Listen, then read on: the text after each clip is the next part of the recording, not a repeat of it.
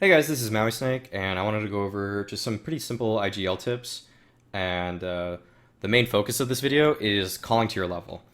And what that means is that when you're playing as a newer IGL, whether it's an open, intermediate, even main, I haven't called for any higher than that, but for those levels, you're not dealing with players that are professionals. You're not dealing with players that have salaries and are dedicating their entire lives to this game. So you can't expect perfection on your executes. So what you're going to do when you're an IGL is you're going to see a bunch of cool executes. You're going to see a really nice arch wrap to take A, where you smoke off arch, you smoke off pit in some kind of way. I don't know if this would exactly be the smoke setup for it, but this looks like a really nice kind of sight take for A. And you're going to try to throw all your smoke grenades, like a 5 smoke execute, and you're going to try to take the bomb site. You're going to have a few Molotovs to go with this, probably something for, I don't know, pit, or something on site, just like, I don't know, something to supplement your strategy. But what you have to realize is that you can't just go into executes right off the bat. The easiest thing for a CT to defend is seeing a 5 nade execute. If they see all of your smoke grenades going to a bomb site, what they can simply do is throw their own counter smoke grenade, supposing it's B, and then they could just play in front of it. And really, you have no options here, and all of your smoke grenades are now going to go to waste. If, say, it's at A, you see all these smokes coming over from all mid, all a CT has to do is throw a smoke towards mid, maybe with Molotov boiler, oddly, was put out. And then now they can just hold this whole area down. And if he just waits out his whole smoke grenade, now your smoke grenades are gone and you just lost all of your utility. And all it took was one smoke grenade for this guy to hold this whole execute.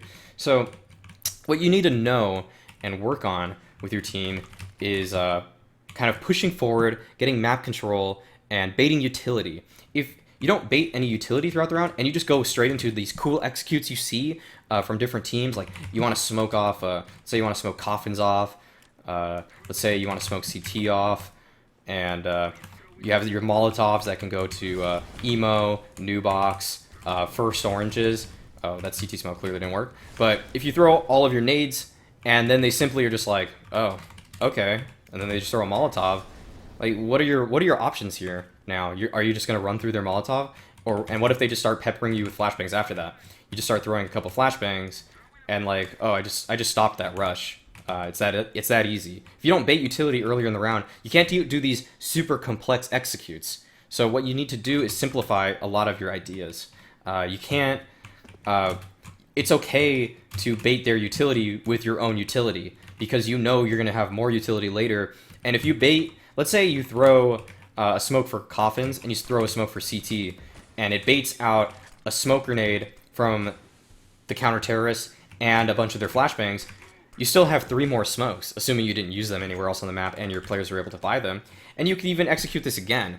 And hopefully, the CTs that were against you earlier in the round threw their smoke grenade, or you can just like try to bait it out again by just doing the execute again. And then you still have another smoke grenade, and you could just simplify your execute from there and just throw one CT smoke or one coffin smoke, whatever you find more appropriate. Usually CT is more important here.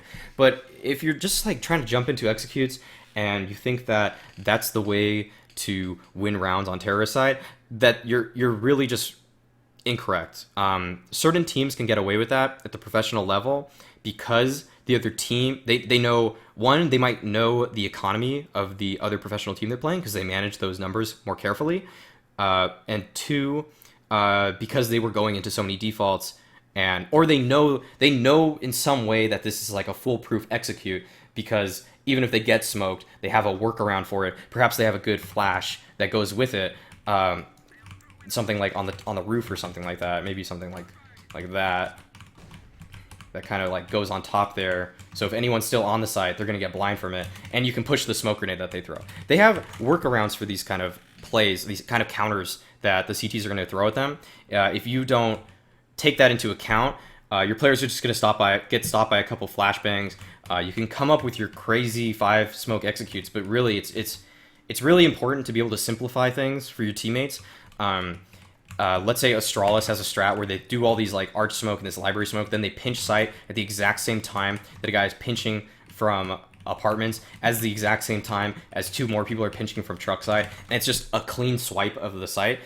You are rarely, if ever, going to find a team of players that are coordinated enough to do that at this level. And you're rarely going to find players at this level that are going to bait out the utility well enough that it's also a possibility for you to run up like this, just everywhere at the same time, and it's going to be a perfect pinch. If you don't, you can. I'm not saying that Inferno A is impossible to take, but I am saying that if you are basing your entire strategy off of 5 smoke grenades, 3 perfect Molotovs, 2 flashbangs, you're probably going to be losing way more rounds than you're winning.